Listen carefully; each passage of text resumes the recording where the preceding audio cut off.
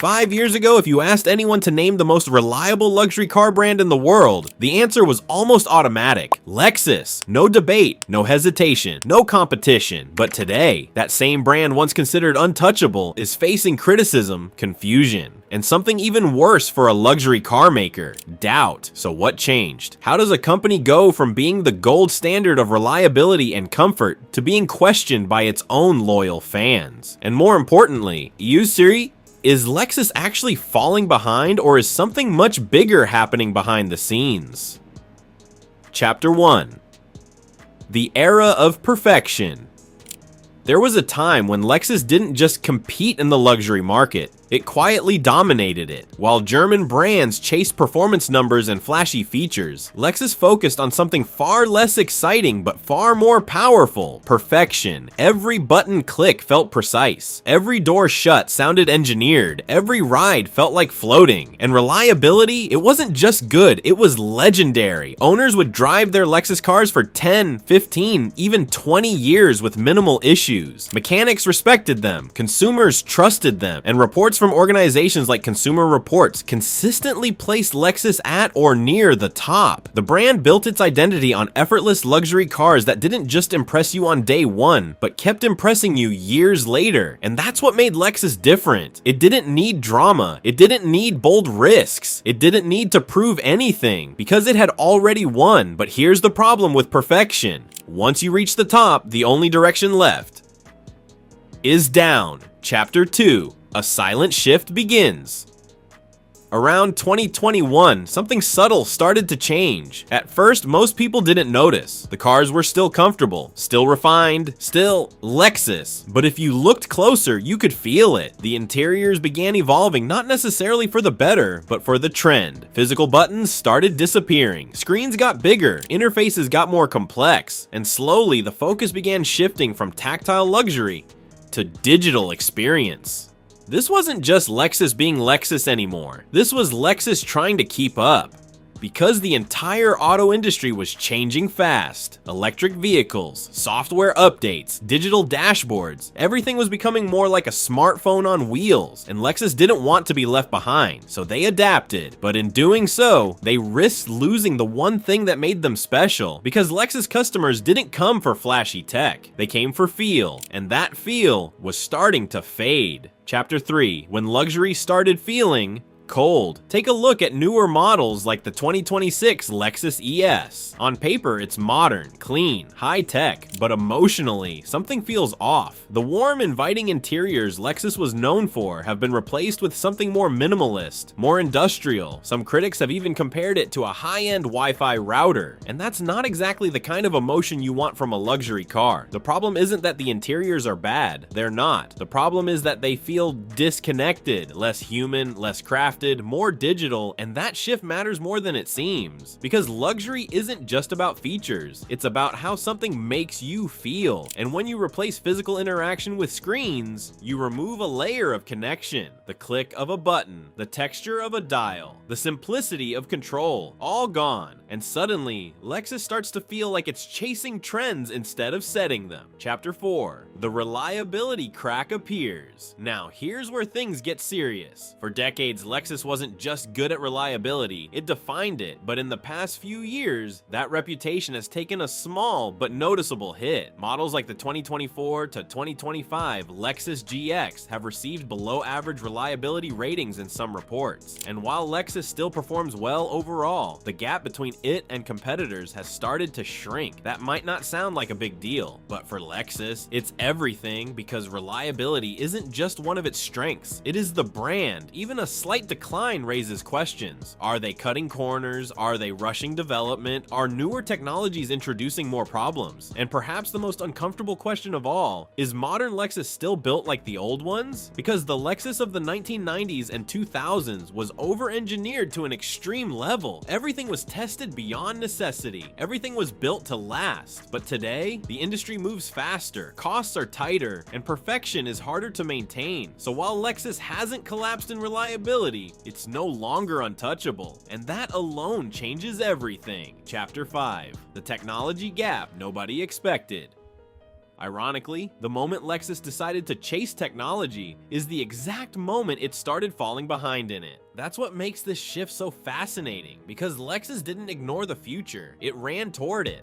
But somehow still arrived late. Take the Lexus RZ 450e, their first serious step into the all-electric world. On the surface, it feels exactly like what you'd expect from Lexus. Silent, smooth, effortless, comfortable. It isolates you from the outside world in that signature Lexus way. But then you start looking deeper. The range, it's decent, but not leading. The performance, quick enough, but forgettable. The charging speeds, acceptable, but not impressive. And then comes the real problem, the software. In today's EV world, software isn't just a feature, it is the product. And compared to brands like Tesla or even rising players like BYD, Lexus feels cautious. The interface works but doesn't excite. The features exist but don't lead. The experience is smooth but not memorable. And that's the issue, because modern EV buyers don't just want a car that drives well. They want something that feels ahead of its time, something that updates, improves, evolves, something that feels like the future, not a safe version of the present. But Lexus, it built a car that feels finished. And in a world that rewards constant evolution,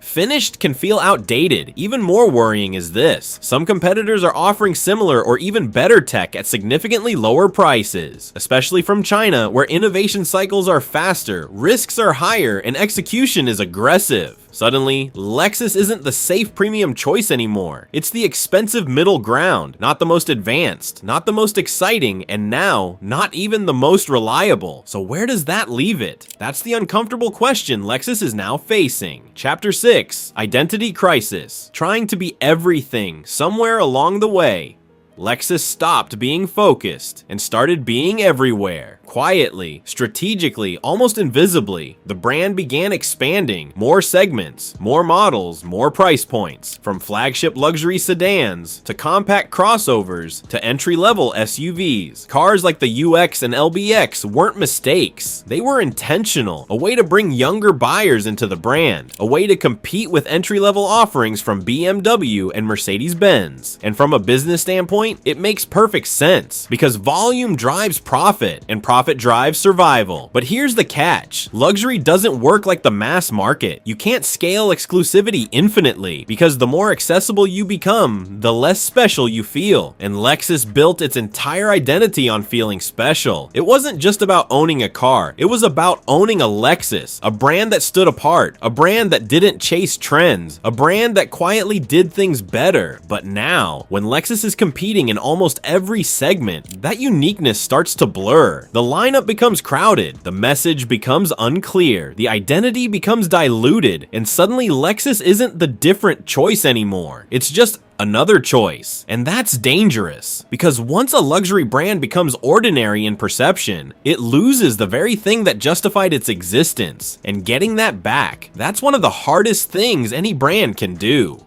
Chapter 7, the unexpected rival from within. You'd expect Lexus to be fighting battles against German rivals, or new EV startups, or aggressive Chinese manufacturers. But the most surprising challenge is coming from inside its own house. Toyota, the parent company, has started pushing something new into the spotlight: the Toyota Century. And this isn't just another luxury car, it's a statement, a symbol of ultimate prestige, ultra exclusive, ultra refined, ultra expensive, and in many ways, positioned above Lexus. That changes everything, because for decades, Lexus was the crown jewel of Toyota, the highest expression of its engineering, craftsmanship, and luxury philosophy. But now, there's something sitting above it, something more exclusive, something more prestigious, and that creates a strange identity gap. If Lexus is no longer the absolute top, then what is it? Is it premium? Is it performance? Is it technology focused? Is it comfort first? Or is it trying to be all of them at once? This internal competition doesn't just create overlap, it creates confusion, because customers don't just buy specs, they buy hierarchy. They want to know where a brand stands, and right now, Lexus is still figuring that out.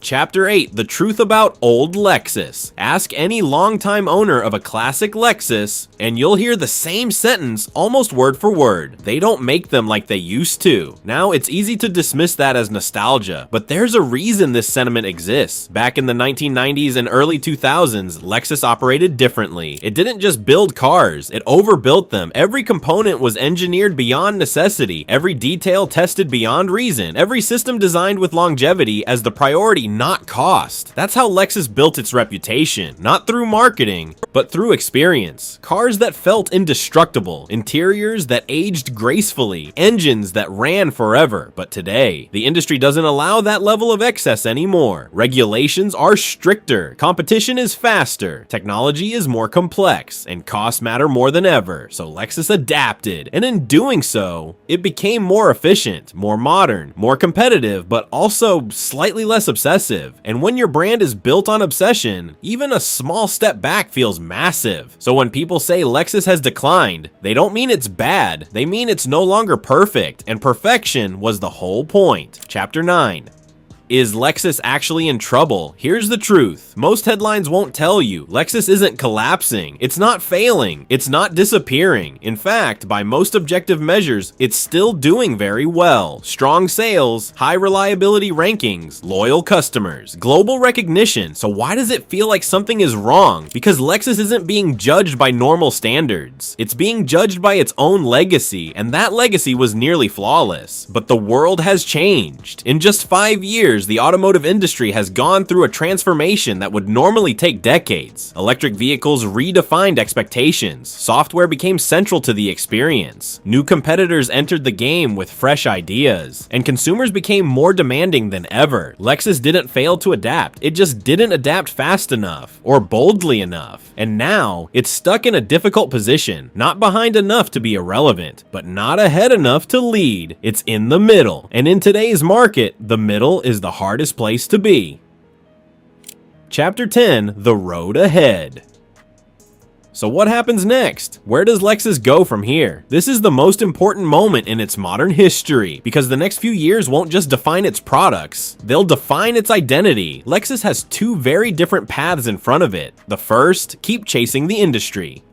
Bigger screens, more digital features, more segments, more competition. Play the same game as everyone else. But that path comes with a risk, becoming just another luxury brand. The second path, something far more difficult. Return to its core philosophy, not by going backward, but by evolving forward with purpose. Combining its legendary craftsmanship with meaningful innovation. Focusing not just on technology, but on experience. Not just on features, but on feeling. Because that's where Lexus was unbeatable, and that's where it can be again. The opportunity is still there. People still trust the brand, they still respect it, they still believe in what it represents, but belief alone isn't enough. Lexus needs clarity, it needs direction, and most importantly, it needs to remember why it became untouchable in the first place. The truth behind the decline. Lexus didn't fall apart. It didn't suddenly lose its ability to build great cars. It didn't collapse under pressure. It simply lost its absolute edge. And in the world of luxury, that's all it takes. Because when your entire identity is built on being the best, being slightly less than the best feels like a downfall. But here's the deeper truth. This isn't the end of Lexus. It's a turning point. Because cracks don't always mean something is breaking. Sometimes they're a sign that something is about to change. And the next chapter, final thought. So here's the question. Is Lexus really declining? Or are our expectations just higher than ever? Let me know what you think, and if you enjoy deep dives into the hidden stories behind the world's biggest car brands, make sure you stick around, because the next story might surprise you even more.